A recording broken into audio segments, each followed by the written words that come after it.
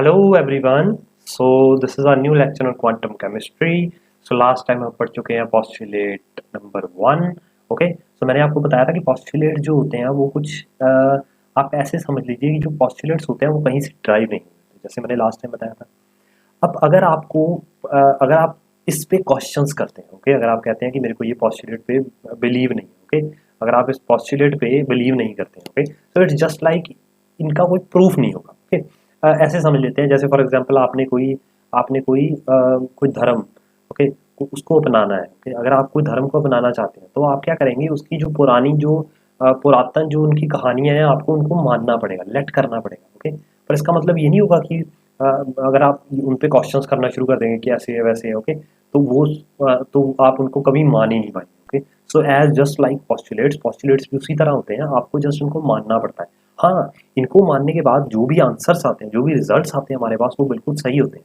पर ये कहाँ से आए ये बताना थोड़ा सा डिफिकल्ट हो जाता है हमारे लिए. ओके सो आपको बस ये पता करना है कि पॉस्टुलेट्स हमारे पास, फर्स्ट पॉस्टुलेट हम पढ़ के आए हैं, ये आपने पढ़ा हुआ है. ओके देन आफ्टर दैट हमने ये पढ़ा कि जब हम डी टॉ लिखते हैं, डी एक्स डी वाई कोई भी एक्सिस की हम डी टॉ यूज कर लेते हैं. एंड फॉर हमने ये पढ़ा था कि साई और साई स्टार जब हम मूड हटा देंगे तो ये लिख सकते हैं. ओके तो ये चीज़ आप अच्छे से पढ़ रहे हैं, मेरे हिसाब से आपको बड़े अच्छे से पता होगा.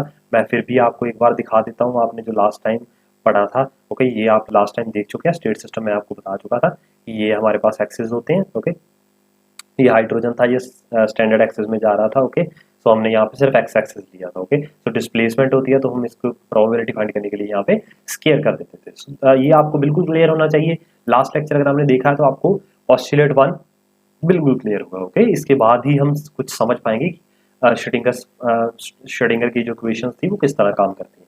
ओके या फिर 1D बॉक्स 2D बॉक्स जो हमारी इक्वेशंस होती हैं उसको आप कैसे समझ पाएंगे. Now the very important postulate number 2. What is postulate number 2 is saying that corresponding to every observable there is a linear Hermitian operator. सबसे पहले आपको ये पता करना है कि ऑब्जर्वेबल होता है. ओके ऑब्जर्वेबल को मैं कुछ इस तरह से डिफाइन कर सकता हूँ कि ऑब्जर्वेबल जो होता है, observable let me define it. Okay which depend upon x and p. you have to understand this. वो चीज को ऑब्जर्वेबल बोलेंगे जो चीज x या p पर डिपेंड करती है. ओके जैसे फॉर एग्जांपल x तो x है. ओके अब कोई पोजीशन हो जाती है, p क्या होता है, मोमेंटम होता है कोई. ओके सो आप पढ़ के आए हैं मोमेंटम को बड़े अच्छे से. अब जैसे ये वाली जो मैं एग्जांपल्स ले रहा हूँ, अगर मैं इसको वो हाइड्रोजन वाले एग्जांपल के लिए लूँ कि वो सिर्फ x एक्सिस में जा रहा है. ओके सो अगर मैं p बोलूँ, उसकी मोमेंटम बोलूँ तो मैं px बोल सकता हूँ. ओके अगर मेरे को उसके लिए ही काइनेटिक एनर्जी फाइंड करनी है, काइनेटिक एनर्जी उसके लिए ही फाइंड करनी है, so the formula is p square upon 2m.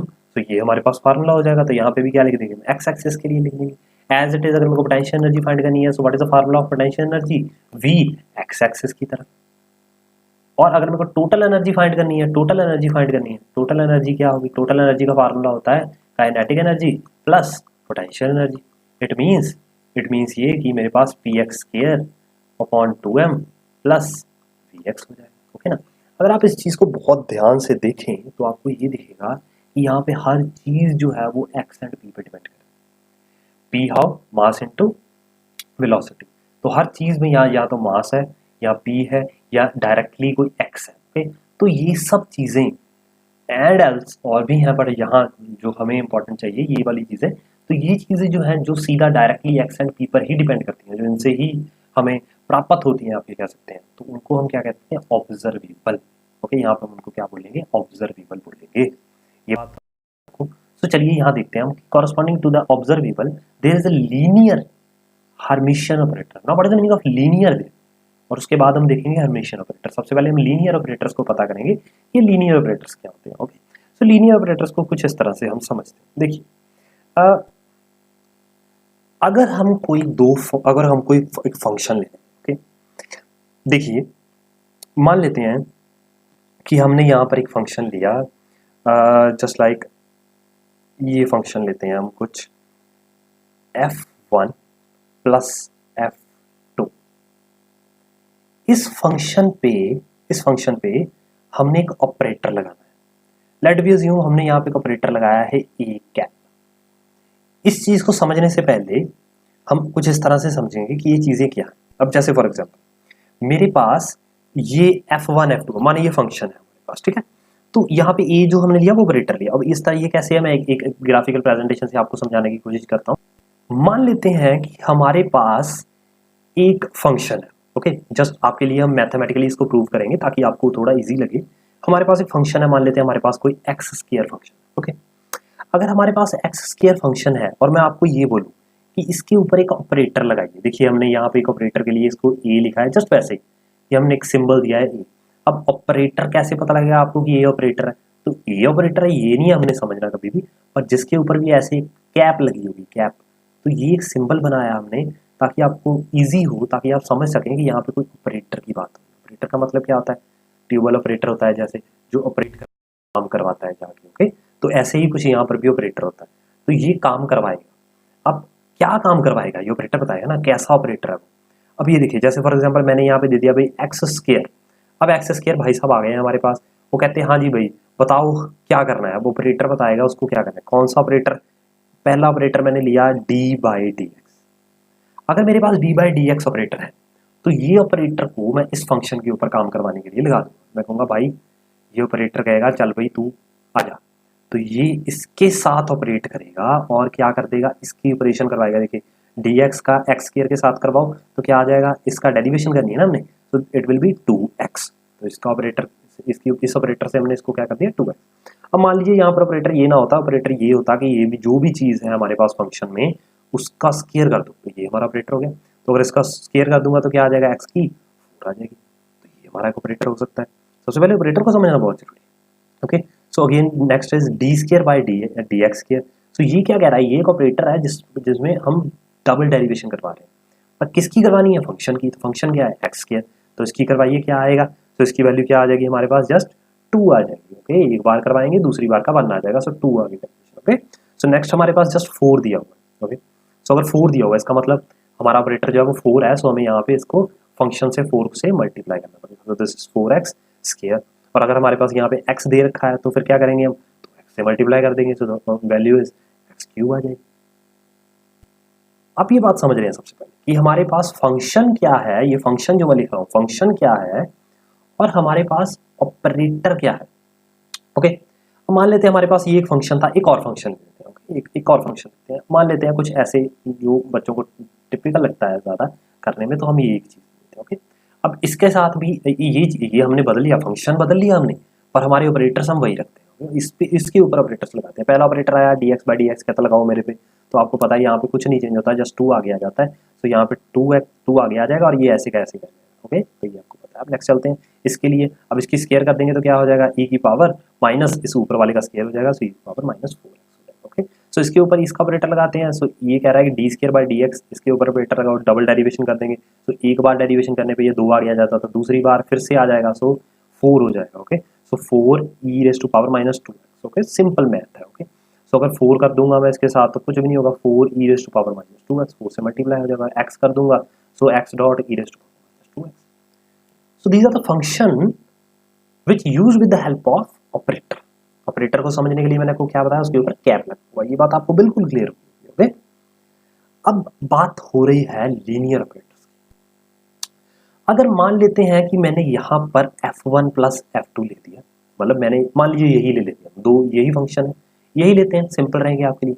मैंने ये फंक्शन लिया, इस फंक्शन को इस फंक्शन से प्लस और इसके ऊपर कोई भी एक ऑपरेटर लगा दिया, कोई भी ऑपरेटर। काफी सारे ऑपरेटर्स हो सकते हैं, थाउजेंड ऑपरेटर्स आप दिया, कोई भी लगा लीजिए। आपने कोई एक ऑपरेटर लगाया, उसके बाद आपने इसको, अगर आप ऐसे लिखें, अगर आप देखें तो आप मैथमेटिकली आप समझें तो इसको मैं इससे मल्टीप्लाई करता हूँ, इसको मैं इससे मल्टीप्लाई करता हूँ, तो क्या मैं इसे ऐसे लिख सकता हूँ, a cap f1, okay, smaller than this, a cap f2, इसको ऐसे ले सकता हूँ, क्या प्रॉब्लम है, बिल्कुल सही है। अगर ये इक्वेशन मल्टीप्लाई करने पे जस्ट लाइक दिस, इस तरह से भी लिखी जाए और दोनों के आंसर सेम आ जाएं, तो उसको हम बोलते हैं लीनियर ऑपरेटर। लीनियर ऑपरेटर, बात समझ गए मेरी। जस्ट फॉर एग्जांपल मैं आपके लिए एक एग्जांपल देता हूँ, कलर थोड़ा सा अच्छा वाला ले लेते हैं हम, okay. So this is D upon d x, ये क्या है मेरा ऑपरेटर। अब f1 कौन लेते हैं, यही वाला प्यारा सा operator, x square plus e raise to power minus 2x ले लिया। अब अगर मैं इसको मल्टीप्लाई करूंगा d upon d x square plus d upon d x e raise to power minus 2x। अब आप समझिए यहाँ पे भी वही होने वाला है जो यहाँ पे होगा, तो इसका मतलब मैं ये बोल सकता हूँ कि हाँ जी ये तो लीनियर ऑपरेटर है, यहाँ पे कोई चेंज नहीं आने वाला, चाहे इसको ऐसे लिख लो चाहे इसको ऐसे लिख लो। अब आपके दिमाग में एक क्वेश्चन होगा, क्या हमेशा ऐसे होगा? क्या हर एक चीज लीनियर ऑपरेटर होगी? क्या कभी कोई फर्क ही नहीं पड़ेगा? चलिए देख लेते हैं, कोई एग्जांपल लेते हैं। मैं ये नहीं चाहता कि मैं इसे डिलीट करूं या इरेज करूं, तो मैं इसके लिए मैं इसको इरेज कर दे रहा हूँ। ओके, तो आपको ये पता लग गया, तो मैं इसके लिए इसको इरेज कर दे रहा हूँ। सो हम नेक्स्ट देख लेते हैं कि कोई एक एग्जांपल लेते हैं जहाँ पे ये ऑपरेटर लीनियर ना हो। ओके, तो जैसे फॉर एग्जांपल हम एक एग्जांपल लेते हैं, अगर हमारा जो फंक्शन है वो होगा f1 प्लस f2 का होल स्क्वायर।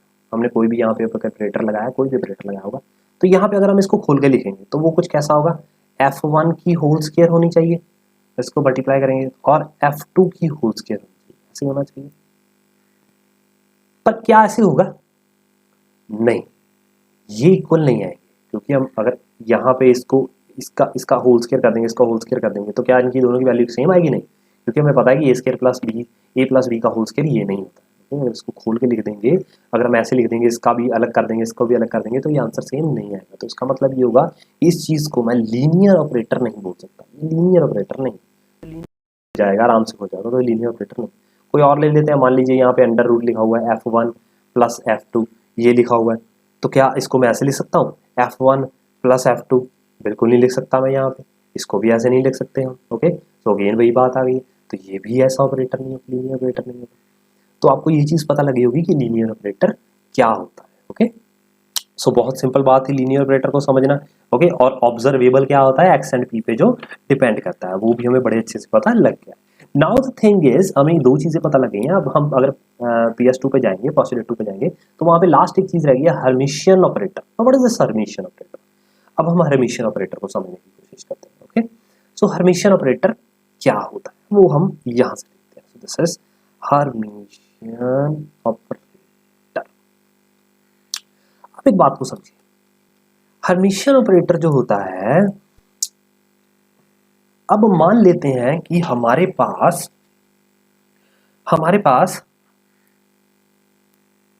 दो फंक्शंस है। First one is psi as you know, and other one is phi. Okay, wave function है और फाई है।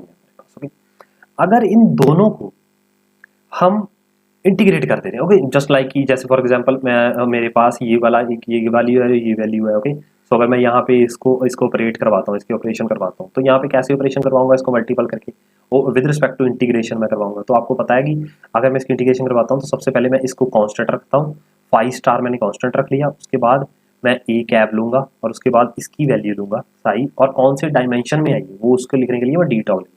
वो कुछ भी हो सकता है, x y z as you know. Okay, तो उसके बाद दूसरी क्या चीज़ हो सकती थी, या तो ये हो सकता था कि मैं साइज इसको कांस्टेंट ले लूं और ए इसको मैं वैल्यू ले लूं। ओके, इसको वैल्यू में ले लूं और यहाँ पे डी टर्म ले लूं।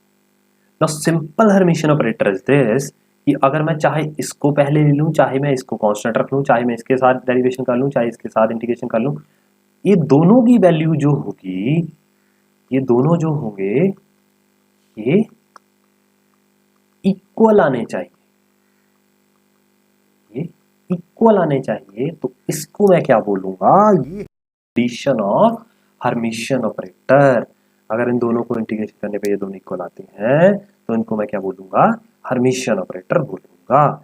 ओके, सो ये हमें पता लग गया है। ओके, सो बहुत सिंपल थी ये चीज, हर्मिशियन ऑपरेटर। अब आप समझिए इस चीज को दोबारा से, कॉरस्पॉन्डिंग टू एवरी ऑब्जर्वेबल, कोई भी एक्स एंड पी से रिलेटेड जो चीज है, जैसे काइनेटिक एनर्जी, पोटेंशियल एनर्जी, जो भी होगा, वहां पर या तो लीनियरिटी होनी चाहिए, लीनियर ऑपरेटर होना चाहिए, लीनियर ऑपरेटर या लीनियर ऑपरेटर होगा अगर वो ऑब्जर्वेबल होगा, एक्स एंड पी से रिलेट करेगा। अगर कोई भी चीज एक्स एंड पी से रिलेट करेगी तो वहां पे या तो लीनियर ऑपरेशन होगा और हर्मिशियन ऑपरेटर होगा। हमने जो ऑपरेशन लगाए हैं लीनियरली और हर्मिशियनली, वो वहां पे अवेलेबल होंगे। ओके, अब एक बात को समझिए बड़े ध्यान से, ये चीज हम समझ चुके हैं। Now there we have the postulate number 2, और आगे हम ये चीज देखते हैं, ये चीज बहुत ध्यान से देखने वाली है। To find the operator, write down the classical mechanics expression for the observable and make the following replacement. अगर आपको यहाँ पे कोई भी वैल्यू देखनी है, देखिए हम हर्मिशन ऑपरेटर जब भी हमने निकालना है ना, तो आपको यही ध्यान रखना है कि x एंड पी एक्स जो हम लिख रहे हैं, जो हम x लिख रहे हैं या हम पी एक्स लिख रहे हैं, ये दोनों क्लासिकल मैकेनिक्स के लिए यूज करते हैं, ओके ना, बड़ी चीज हो गई। पर जब भी आपको अब हर्मिशन के लिए अभी तक आपको चाहे अगर कुछ भी अच्छी तरह से ना समझ आया हो तो वैसे तो समझ आ जाना चाहिए, ओके, मैंने बहुत अच्छे से समझाया। अब तो फिर मेरे को गुस्सा आ जाएगा फिर अगर नहीं समझ आएगा आपको, ओके। तो क्योंकि अब मैं बहुत ध्यान से समझा रहा हूँ, बहुत ज़्यादा। तो चलिए अच्छे बच्चे हैं आप, तो आप बस यहाँ से समझना शुरू कर दीजिए। अगर आपको नहीं भी समझ आया तो यहाँ से आपको थोड़ी सी वैल्यूज हैं जो आपको नेट गेट में काम आएंगी, ओके। इतना सा तो आपको करना ही पड़ेगा, इतना सा मेरे कहने में है, बस इतना सा। तो आपको बस ये करना है कि जो x की वैल्यू है, क्वांटम के लिए x की वैल्यू को x ही रहने दो, कोई चक्कर नहीं। पर अगर आपको हर्मिशन ऑपरेटर में अगर ये वैल्यूज लगानी है, अगर आपको कहीं भी कोई काम करवाना है, तो जब भी आप p लिखेंगे, x एंड p, तो ही तो मैंने बताया ना आपको क्या है ये ऑब्जर्वेबल्स, तो ही तो ऑब्जर्वेबल्स है, x एंड p पे डिपेंड करेंगे। पर जब ये p लिखते हैं कब हम p x क्योंकि x एक्सिस एक पॉइंट p तब लिखेंगे जब वो क्लासिकल होगा, पर अभी तो हम क्वांटम कर रहे हैं ना। तो यहाँ पे p की जगह पे जस्ट आपको ये लिखना है I H bar delta upon delta x, आपको जस्ट ये चीज लिखनी है, ओके। यहाँ पे ये चेंज होना है, एक्स का एक्स ही रहने वाला है, ओके। अगर आपको अभी भी नहीं समझ लगा है तो आप अभी कुछ समय में ये चीज समझ जाएंगे, ओके। अभी जितनी भी चीजें हमने करी हैं वो सब क्लासिकल के लिए थी, अब हम इस सब क्लासिकल चीजों को किस में बदलेंगे, क्वांटम चीजों में बदलेंगे, ओके। अभी देखेंगे हम कैसे। यहाँ पे हमने एक वैल्यू लिखी हुई थी, ये रही, तो ये रही काइनेटिक एनर्जी के लिए, ओके। अगर हम लिख सके यहाँ पे अगर एक्स है तो यहाँ पे हमने एक्स को क्या लिखेंगे, हम एक्स को एक्स ही रखेंगे, पर हम पी को क्या लिखेंगे यहाँ पे minus I H sigma upon sigma x, okay. तो ये हमने लिख लिया। अब काइनेटिक एनर्जी आ गई, काइनेटिक एनर्जी को कैसे लिखेंगे हम, सो दिस इज 1/2m। अब पी एक्स स्क्वायर है, इसका मतलब क्या हुआ, P x dot P x लिखा हुआ है, तो इसका मतलब ये हो गया कि मैं यहाँ पे दो बार स्क्वायर लिख सकता हूँ, मतलब मैं ऐसे लिख सकता हूँ माइनस आई एच एक बार लिख दूंगा और दूसरी बार ऐसे ही इसको लिख दूंगा और डिवाइडेड बाय 2m आ जाएगा हमारे पास, ओके। अगर यहाँ पे मैं इसको आई स्क्वायर माइनस माइनस है तो इन दोनों को मैं स्क्वायर कर दूंगा तो क्या आ जाएगा, 1 आ जाएगा, और एक माइनस मैंने कॉमन निकाल लिया तो माइनस बाहर और h का स्क्वायर हो जाएगा, okay. So divided by 2m मैं यहाँ पे ले लेता हूँ और यहाँ पे मैं लिखता हूँ ऐसे, इसका स्क्वायर हो जाएगा ना दोनों का भी, ओके। सो सिग्मा और सिग्मा एक्स स्क्वायर, ये वैल्यू आ जाएगी। तो याद रखिए अब काइनेटिक एनर्जी आपको ये नहीं लेनी है जो क्लासिकल में लेते थे कि पी स्क्वायर अपॉन 2m, अब आपको काइनेटिक एनर्जी ये यूज करनी है। अगर आप ये समझ गए ना ये कैसे बनी है तो आपको ये याद करने की नीड भी नहीं होगी, आपको ये खुद ब खुद याद हो जाने वाली है, ओके। सो वी एक्स को तो वी एक्स लिखते हैं, पोटेंशियल एनर्जी यहाँ पे एक्स एक्सिस में पोटेंशियल एनर्जी क्या होगी जो पार्टिकल से, सो वी एक्स को वी एक्स लिखते हैं। यहाँ पे कुछ भी चेंज नहीं होने वाला, एक्स एक्सिस है ना यहाँ पे, सो एक्स का एक्स ही रहेगा, ओके। सो अगर मैं यहाँ पे लिखता हूँ टोटल पोटेंशियल, तो टोटल पोटेंशियल में क्या प्रॉब्लम है, अब यहाँ पे जस्ट काइनेटिक एनर्जी में हमें ये लिखना है एच स्क्वायर अपॉन 2m, और यहाँ पे ये ऐसे लिख देना है हमने, और प्लस में साथ वी एक्स लिख देना, कुछ भी प्रॉब्लम नहीं है। अब आप इस चीज को ध्यान से समझिए, आपको सिर्फ यही चीजें जो मैंने अभी बताई हैं आप यही ये पढ़नी है अच्छे से, यही एग्जाम्स में पूछी जाए, पीछे वाला समझने वाला। ये चीज जो मैंने लिखी है टोटल के लिए, टोटल एनर्जी के लिए minus square upon 2m, okay, ये आपको पता है कहाँ से आ गया, और साथ में वी एक्स, इसी को हम कहते हैं हर्मिशन, और यही हमें इस एच से रिप्रेजेंट करते हैं। इसी चीज को आपको याद रखना है हर्मिशन ऑपरेटर। अगर आप एक बार कॉपी पेन लेके बैठेंगे और आप एक बार इसको खुद से करके देख लेंगे तो आपको पक्का दिमाग में बैठ जाएगा ये एच है क्या, क्योंकि ये टोटल एनर्जी है, जस्ट टोटल एनर्जी है। आपको पता है क्या चेंज करना है, जस्ट आपको पुट करना है और वैल्यू आपके सामने एकदम भागी भागी आ जाएगी, okay. So that's the simplest one, आपको मेरे हिसाब से समझ लग गया होगा। तो चलिए एक एग्जांपल आपके लिए और लेते हैं जिससे आपको एक और चीज पता लग जाएगी, ओके।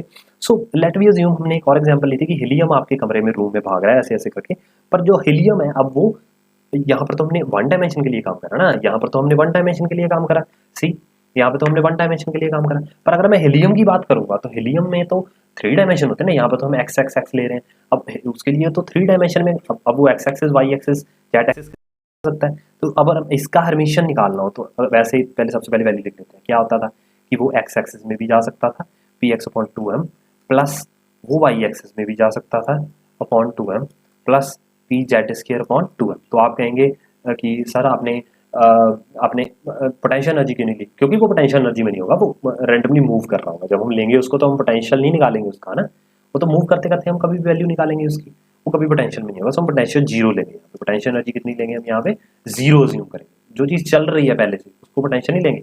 हाँ, जब हम बांध के कोई चीज़ को खींच रहे हैं तो वहाँ पे पोटेंशियल एनर्जी तो सेव होगी, तभी तो काइनेटिक एनर्जी आएगी ना। ऐसे ही उड़ती फिरती को हम इसकी जो जैसे Vx है वो तो अंडा हो जाएगा यहाँ पे, ओके ना। तो वो नहीं लेंगे, तो ये लेंगे। अब क्या हम ऐसे लिखते हैं, हर्मिशियन ऑपरेटर बनाने के लिए सबसे पहले क्या करते हैं, x को तो x ही रहने देते हैं, तो x तो भाई साहब है ही नहीं यहाँ पे, बस p को चेंज करना होता है। तो बस यहाँ पे हर्मिशियन बनाने के लिए क्या करेंगे, आपको पता है px स्क्वायर को कैसे लिखते हैं, बहुत अच्छे से पता है। यहाँ पे आपने अभी अभी याद करा है h स्क्वायर अपॉन 2m, यहाँ पे क्या लिखेंगे, sigma upon sigma x square लिख देंगे। आपको ये भी पता होगा ना p कैसे बना है हमारा, अभी अभी देखा। अब यहाँ पे py के लिए क्या करेंगे, h square upon 2m, okay. यहाँ पे sigma upon sigma y square लिख देंगे, और यहाँ पे क्या लिखेंगे, minus H square upon 2m, और यहाँ पे sigma square upon sigma z square. अगर मैं सबके एच स्क्वायर अपॉन 2m को बाहर निकाल लूँ, कॉमन निकाल लूँ, तो बचा क्या रह जाएगा अंदर, x square upon x, sigma square upon sigma x square plus sigma square upon sigma y square plus sigma square upon sigma z square. और ये सब चीज़ों को, ये सब इन सबको मैं कांस्टेंट से लिख सकता हूँ, विच इज डेल स्क्वायर। तो देखिए हर्मिशियन की नई इक्वेशन कैसी सुंदर प्यारी प्यारी आई, और वो इक्वेशन क्या है, minus H square upon 2m, this is delta square. ये किसके लिए आई है, ये आई है अगर कोई 3 डायमेंशन में चीज मूव कर रही हो। आपको बस इतना सा बुद्धि में रखना है कि अगर आपके लिए कोई एक एक्सिस में काम कर रहा है तो उसके लिए आपको क्या लिखना है, जस्ट वन एक्सिस वाला काम लिखना है। तो उसके लिए तो कोई प्रॉब्लम ही नहीं है, हमें क्या लिखना है, जस्ट और just minus H square upon 2m sigma square upon sigma x square, और साथ में प्यारा सा Vx, ओके।